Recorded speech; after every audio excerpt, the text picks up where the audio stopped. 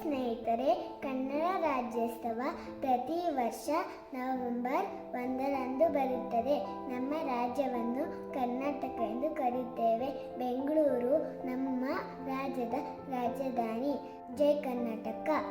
ಎಲ್ಲರಿಗೂ ಶುಭೋದಯಗಳು. ಇಂದು ಕನ್ನಡ ರಾಜ್ಯೋತ್ಸವದ ದಿನ. ಜೈ ಕರ್ನಾಟಕ. ಕನ್ನಡದಲ್ಲಿ ಮಹಾನ್ ವಚನಕಾರರು ಇದ್ದರು. ಜೈ ಕರ್ನಾಟಕ.